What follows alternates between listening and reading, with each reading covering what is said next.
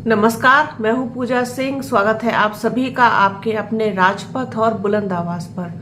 दोस्तों, 2024 के लोकसभा चुनाव में जिस तरीके का माहौल बन रहा है, इंडिया गठबंधन में अभी तक बीएसपी की एंट्री नहीं हुई है और सभी लोग इस असमंजस की स्थिति में हैं कि क्या बीएसपी बसपा सुप्रीमो मायावती के नेतृत्व में गठबंधन में शामिल होगी या नहीं होगी।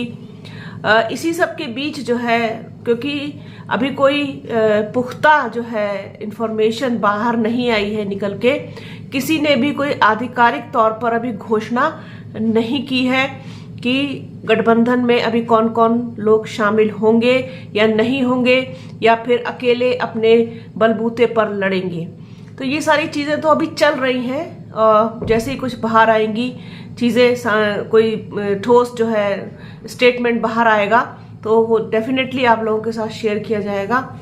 लेकिन जिस तरीके से पूरा माहौल है इस समय, वो कहीं ना कहीं इस चीज को दर्शाता है, बताता है कि अगर गठबंधन में बीएसपी चली गई तो फिर आप देखेंगे कि बीजेपी के लिए अच्छी खासी जो है वो परेशानी खड़ी हो सकती है, क्योंकि फिर उसमें जो कॉम्बिनेशन होगा, कांग्रेस, बीएसपी, समाजवादी पार्टी और आरएलडी, ये लोग शामिल होंगे तो इनका जो आधार है, जो इनका अपना प्रभुत्व है उत्तर प्रदेश में, उत्तर प्रदेश की बात कर रही हूं, वो अच्छा खासा है।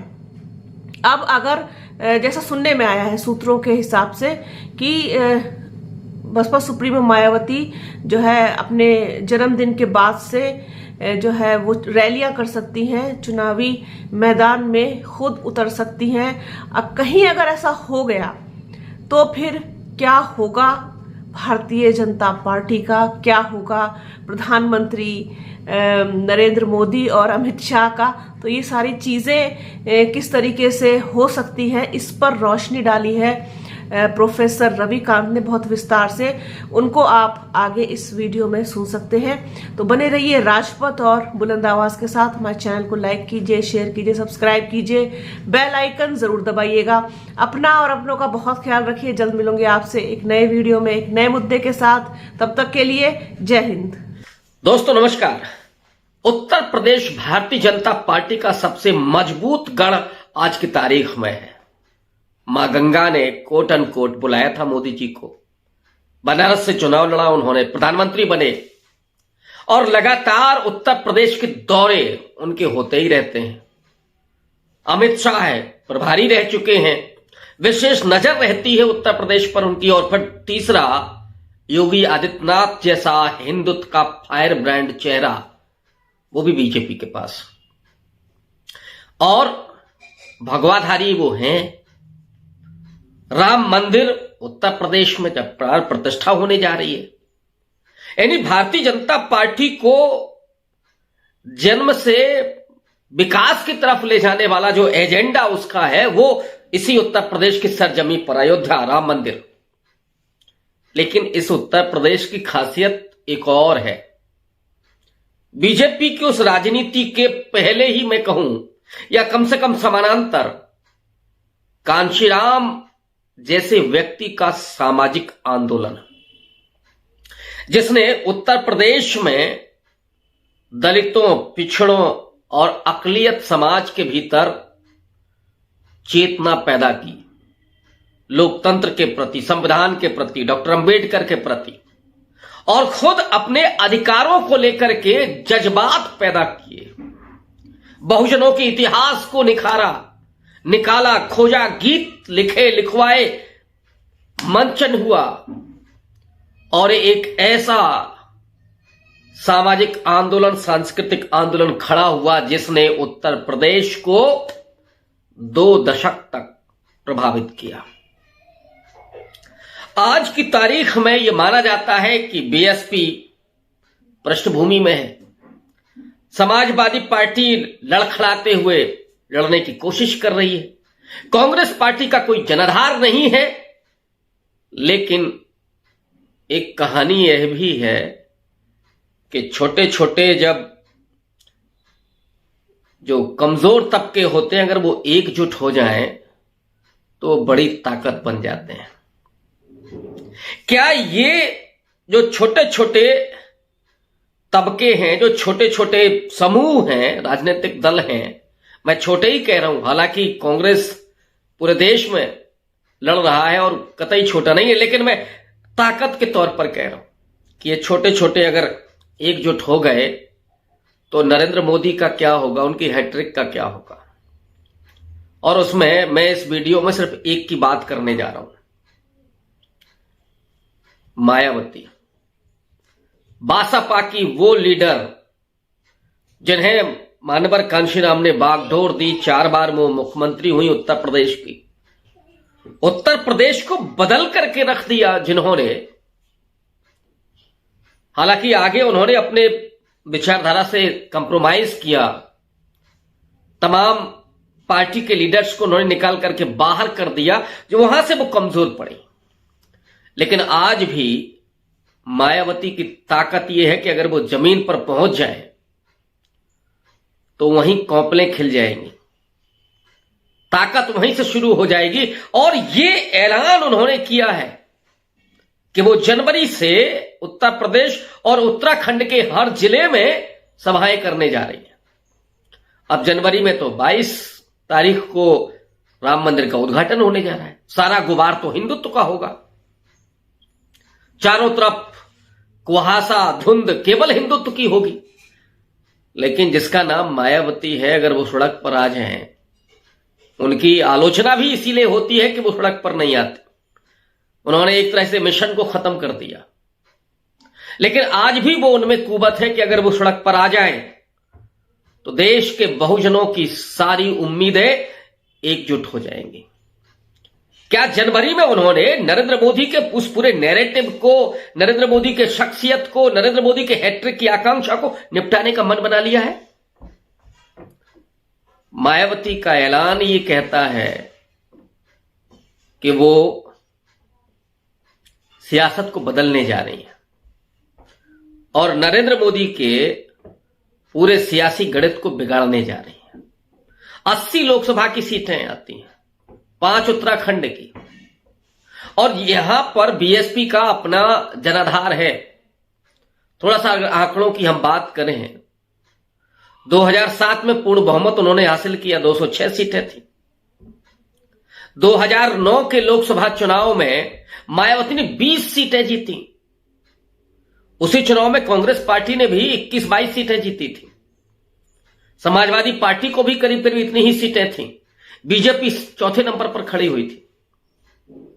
और फिर उस 12 के चुनाव में मायावती चुनाव हार गई। 14 के लोकसभा चुनाव में तो उन्हें एक भी सीट नहीं मिली। और फिर 17 का इलेक्शन आप देखें तो उसमें भी कोई बड़ी सफलता नहीं।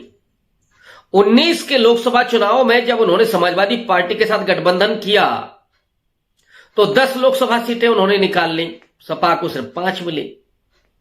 और फिर 22 में जब उन्होंने अकेले चुनाव लड़ा विधानसभा का तो उन्हें केवल 1 सीट मिली और वोट परसेंटेज घट करके उनका रह गया 12.88%, यानी 12.9%, केवल इतना भर वोट बचा। लेकिन मायावती के राजनीति की रेलेवेंसी ये है कि मायावती के जैसे ही सक्रियता की, मायावती की कोई एक ऐसी बात आ जाती है कि जो पूरे राष्ट्रीय राजनीति में खदबदाहट पैदा कर दे, उसकी चर्चा शुरू हो जाती है उनकी। पिछले दिनों जब इंडिया अलायंस की बैठक हुई, अखिलेश यादव और रामगोपाल यादव ने जब ऐतराज किया कांग्रेस पार्टी पर कि भाई आप पिछले दरवाजे से मायावती से क्यों बात कर रहे हैं, इंडिया अलायंस में उनको नहीं होना चाहिए। मायावती ने एएनआई से कहा कि साहब जो नहीं है उसकी क्यों बात कर रहे हो, और यह भी ध्यान रखना है कि कब किसकी जरूरत पड़ जाए, कब कौन कहां आ जाए। ये मायावती का संकेत था कि अगर जरूरत पड़ जाए तो वो खड़ी होंगी। और राजनीति में वैसे भी कोई स्थायी न तो दोस्त होता है न दुश्मन होता है। ये संकेत उन्होंने देख करके अखिलेश यादव के शायद मंसूबों को उन पर पानी फेर दिया। अखिलेश यादव मायावती को इंडिया अलायंस से बाहर रखना चाहते हैं। सीट शेयरिंग का मामला है, लेकिन कांग्रेस पार्टी ये उसको जो फीडबैक मिल रहा है कि मायावती के साथ जाने में उससे ज्यादा फायदा है। ये भी एक खबर आ रही है कि मायावती 30 सीटें मांग रही हैं कांग्रेस से। लेकिन ये तो खैर अंदर खाने की बात है, वो कुछ भी हो, लेकिन मायावती की सक्रियता जो होने जा रही है वो इस बात को रेखांकित करने की एक तरह से तायीद करती है कि अब मोदी जी का तो बोरिया बिस्तरा सिमटने वाला है। उत्तर प्रदेश से 80 लोकसभा सीटें हैं और अगर मायावती इंडिया अलायंस के साथ जाती हैं तो केवल हम जाटव वोट मान लें तो 11 साढ़े 11%। नीतीश कुमार आएंगे ही 6 से 7%, कुर्मी यादव 9 से 10%, 18% मुस्लिम आबादी। केवल इतना ही भर अगर हम जोड़ लें और कायदे से ये वोट बैंक एकजुट हो जाए तो मोदी जी कहां दिखाई देंगे ये हमें बताने की जरूरत नहीं। और मायावती के आने का प्लान लगभग तैयार है, बात भी चल रही है। और दो ऐसी शख्सियत हैं जिनकी मैं बात करता रहा हूं जो मायावती से बहुत नजदीकी से जुड़े हुए भी हैं और इंडिया अलायंस में वो प्रयास भी कर रहे हैं। एक तो इंडिया अलायंस को जिन्होंने एकजुट किया, नीतीश कुमार, बिहार के जेडीयू के मुख्यमंत्री, उनके पुराने रिश्ते हैं बीएसपी के साथ, कांशीराम के साथ। उन्होंने खुद एक बार कहा कि कांशीराम जी जब थे तो मैं राजनीति छोड़ने का मन बना चुका था, लेकिन उन्होंने मुझे प्रोत्साहित किया और उन्होंने कहा कि नहीं, आपको राजनीति में रहना है, काम करना है समाज के लिए। और अब ये बताने की जरूरत नहीं है कि नीतीश कुमार कहां तक पहुंच चुके हैं आज की तारीख में। तो कांशीराम के साथ उनका वो जुड़ाव और उस पार्टी के प्रति वो श्रद्धा का भाव एक तरह का है। और यही वो व्यक्ति है जो मायावती को इंडिया अलायंस में ला सकता है।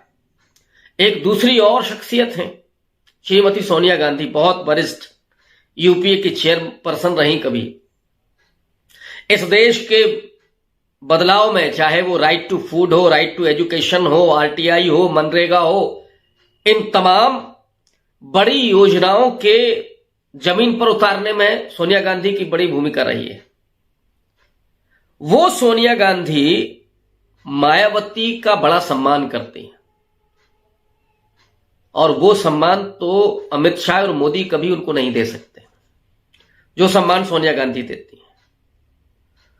सोनिया गांधी ने, अगर वो तस्वीर आपको याद हो, बेंगलोर में जब 2019 के पहले रैली हुई थी, मायावती का सिर अपने कंधे पर जिस तरह से रखा था सोनिया गांधी ने, वो दृश्य आपको आह्लादित कर सकता है।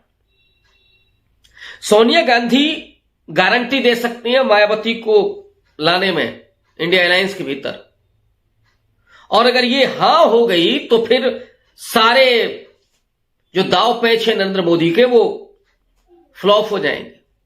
क्योंकि मायावती वो है, जाटव वोट ही नहीं, जो अति पिछड़ा है वो भी मायावती के साथ आ सकता। और फिर इसके बाद जो घेराबंदी होगी, एक तरफ मल्लिकार्जुन खड़गे, नीतीश कुमार, राहुल गांधी, मायावती, अखिलेश यादव, जयंत चौधरी, चंद्रशेखर, ये जो पेशबंदी होगी, और इधर पल्लवी पटेल हैं, ओम प्रकाश राजभर भी अगर आ जाए तो आप आश्चर्य मत कीजिएगा, क्योंकि वो तो कह ही चुके हैं कि अगर मायावती के साथ एकता होती है तो हम आने के लिए तैयार। संजय निषाद भले ही ना आए, लेकिन संजय चौहान तो आ सकते हैं। तो चौहान वोट, राजभर वोट, ये जो अति पिछड़ा समाज है, चाहे उसमें लोहार हो, कुम्हार हो, बढ़ई हो, ढीमर हो, ये जो तमाम जातियां हैं, वे जातियां भी कांग्रेस, मायावती, इन सब के साथ आ सकती हैं। फिर वो अखिलेश यादव से दूरी नहीं रहेगी और इसका बड़ा फायदा उत्तर प्रदेश में इंडिया अलायंस को मिलेगा और उसमें फिर वो हिंदुत्व का पूरा जलजला नहीं चलने वाला है। और उधर राहुल गांधी की भारत न्याय यात्रा हो रही होगी, इधर से मायावती हर जिले में रैली कर रही होंगी और मायावती की रैलियों की खासियत तो जब अपने कार्यकर्ताओं के बीच वो जाती हैं, अपने कैडर के बीच जाती हैं, तो कैडर उत्साह से भर उठता है। उत्तर प्रदेश में बीजेपी के अलावा केवल मायावती के पास कैडर है जिसको ट्रेनिंग है कि बूथ कैसे मैनेज करना है, कैसे वोटर को ले जाना है, कैसे वोटर लिस्ट देखनी है, कैसे लोगों तक बात पहुंचानी है, क्या एजेंडा है। ये ट्रेनिंग केवल बीएसपी के कैडर के बीच में है। ये सपा के पास भी नहीं है और कांग्रेस के पास तो कतई नहीं। इसका फायदा भी इंडिया अलायंस को मिलेगा। तो मायावती का आना, मायावती की ये जो सक्रियता है, ये इसके लिए नहीं है केवल कि इंडिया अलायंस को वो दबाव में रखना चाहती हो ताकि सीट शेयरिंग में उनको फायदा हो। डेफिनेटली हर राजनीतिक दल ये करता है, लेकिन नरेंद्र मोदी भी इस बात को जानते हैं कि मायावती का अगर कद मजबूत होता है तो फिर वो उनके लिए खतरे की घंटी है। बीजेपी के लिए बीएसपी कमजोर पसंद आती है, कमजोर ही बीएसपी बीजेपी को फायदा पहुंचाती है। बीएसपी अगर मजबूत होती है और कहीं गठबंधन के साथ आती है तब तो फिर चारों खाने चित होना पड़ेगा बीजेपी को। क्या ये पूरा प्लान तैयार हो चुका है? और मायावती जिस तरह से एक्टिव मोड में आ रही हैं उससे ये लगता है कि उन्होंने नरेंद्र मोदी को निपटाने का मन बना लिया है। लेकिन देखते हैं आगे क्या होता है। बहुत शुक्रिया, धन्यवाद।